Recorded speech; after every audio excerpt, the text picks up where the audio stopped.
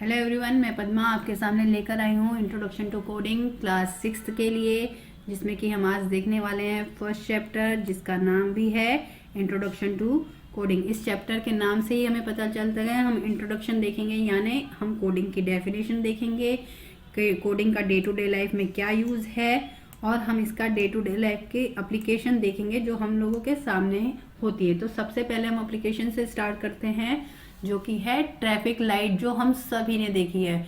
जब हम कहीं जाते हैं आते हैं तो हमको रोड पे सिग्नल्स मिलते हैं, है ना।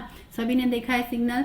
तो जब सिग्नल पर या हम किसी स्क्वायर पे खड़े होते हैं तो सिग्नल में जब हमें रेड लाइट दिखती है तो हम वहाँ पे सिग्नल पे चौराहे पे उस पर खड़े हो जाते हैं, और उसके बाद लाइट बदलती है, ऑरेंज आती है, यानी रेड के बाद जब ऑरेंज आती है तो हमें एक नोटिफिकेशन होता है कि अब लाइट बदल के ऑरेंज रेड से अब ग्रीन होने वाली है, यानी आप रेडी हो जाओ जाने के लिए। ठीक है, इस तरीके से एक रेगुलर इंटरवल के बाद टाइम और कलर्स ट्रैफिक लाइट्स के बदलते हैं बराबर से।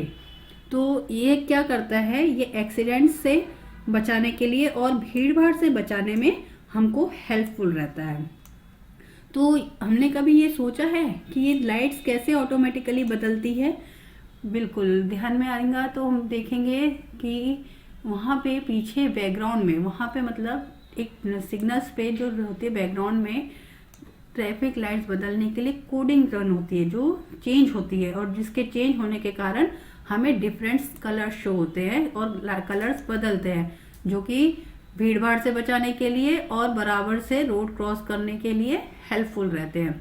तो किसी किसी ट्रैफिक लाइट्स में ये बहुत अच्छी सेंसर्स भी लगे होते हैं, अगर भीड़ भाड़ ज़्यादा है तो वहाँ पे उसका टाइम लिमिट बढ़ जाता है। ठीक है, ये होता है कोडिंग के कारण ट्रैफिक लाइट का काम करने का तरीका। अब हम देखेंगे कि कोडिंग और कौन कौन सी जगह जो हमारे डेली यूज़ में आता है हमने देखा होगा। हम स्कूल में, बाहर, घर पे, कहीं पे भी जहीं जाते हैं हमने देखा है। तो सबसे पहले हम स्कूल की बात कर लें तो जब हम प्रिंट आउट निकालते हैं या हम सॉफ्टवेयर किसी पे काम करते हैं, वर्ड में, पावर पॉइंट में, ये सारी चीज़ें कोडिंग के बेसिस पे ही काम करती है। घर पे रहते हैं तो आप गेम खेलते हैं और एनिमेशंस देखते हैं, टीवी देखते हैं, तो ये भी एक कोडिंग के अकॉर्डिंग ही रन होती है। अगर हम बाहर जाते हैं तो हम सामान खरीदते हैं तो वहाँ पे बारकोड स्कैनर का यूज़ होता है, जो कि हमें प्राइस बताता है। प्राइस जो भी हमने सामान खरीदा है उसकी स्कैनिंग करके उसमें रेट आ जाता है उसका। इसके अलावा हम देखें कि हम कहीं आउट ऑफ स्टेशन जाते हैं तो हम टिकट बुक करते हैं, तो टिकट बुक करने के लिए भी हम ऑनलाइन करते हैं ताकि हम अपनी बस की, ट्रेन की, फ्लाइट की टिकट बुक कर सके। इसके अलावा मूवी टिकट भी हम बुक करते हैं कि तो इनके पीछे भी सब कोडिंग ही काम करती हैं। तो अब हम देख लें कि एग्जैक्टली कोडिंग क्या होती है। कोडिंग को हम उसका जो नेक्स्ट सिनोनिम है वो प्रोग्राम भी कहलाता है। तो अब इसकी डेफिनेशन हम कंप्यूटर साइंस में देख ले क्या होता है। ये कोडिंग इज क्रिएटिंग इंस्ट्रक्शन। क्या है ये? Creating instruction that can be executed on a computer to perform a specific task to achieve a particular result, यानी किसी रिजल्ट को पाने के लिए हमें कुछ पर्टिकुलर टास्क करने होते हैं, परफॉर्म करने होते हैं, तो वो हमें रिजल्ट अचीव होता है। ठीक है, कोडिंग मैथ्स की तरह होता है। जैसे कि हम मान लें कि हमने एक नंबर लिया है 10। ठीक है, तो हम 10 को पाने के लिए हमको कितने तरीके से ले सकते हैं? हम 10 को हम बहुत डिफरेंट तरीके से ला सकते हैं। मानो हमने 8 + 2 किया, हमें 10 मिलता है। 9 + 1 किया, हमें 10 मिलता है। 11 - 1 किया तो भी हमें 10 मिलता है। अगर 2 × 6 - 2 किया तो भी हमें 10 मिलता है ना। तो इस तरीके से हमें क्या है, हमने डिफरेंट तरीके से हमने एक रिजल्ट अचीव किया, वो है 10। तो हम किसी भी तरीके से हम 10 लेकर आए हैं, तो उसी तरीके से अगर जब हम कोडिंग सॉल्व करते हैं, कोडिंग करनी होती है, तो हम डिफरेंट टेक्निक्स यूज़ कर सकते हैं, और जो हमें अच्छी लगती है, जो हमारे लिए एफिशिएंट होती हैं, उस टेक्निक का यूज़ करके हम अपने प्रॉब्लम को सॉल्व कर सकते हैं। ठीक है, अब हम देखेंगे कि कोडिंग को लिखने के लिए अब जैसे कि हमारे को हम बात कर रहे हैं अभी, जो मैं कह रही हूँ, जो हिंदी कह रही हूँ, इंग्लिश कह रही हूँ, ये हमारी लैंग्वेज है, ये हमारी कम्युनिकेशन लैंग्वेज है। तो जब हम बात करते हैं अपनी बातों को बताने के लिए, हम लैंग्वेज का यूज़ कर रहे हैं समझाने के लिए, तो अब हम जब कोडिंग करते हैं हमें किसे समझाना है, हम कोडिंग किसके लिए कर रहे हैं, हम कंप्यूटर के लिए कोडिंग कर रहे हैं। तो हमें कंप्यूटर हमारी भाषा समझ सकता है, नहीं समझ सकता।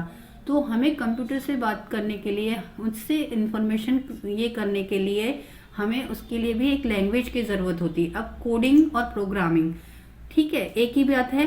तो जिस लैंग्वेज में हम कंप्यूटर से बात करते हैं वो लैंग्वेज कहलाती है प्रोग्रामिंग लैंग्वेज। जिस लैंग्वेज में हम कंप्यूटर से बात करते हैं वो कहलाती है प्रोग्रामिंग लैंग्वेज। और प्रोग्रामिंग लैंग्वेज धीरे धीरे ही बड़ी है। वो भी पहले तो हम डायरेक्टली कंप्यूटर को समझ में आए केवल वही लैंग्वेज लिखते थे, तो वो लैंग्वेज कहलाती थी जो पहले करते थे वो कहलाती थी पहले machine level language, machine level language.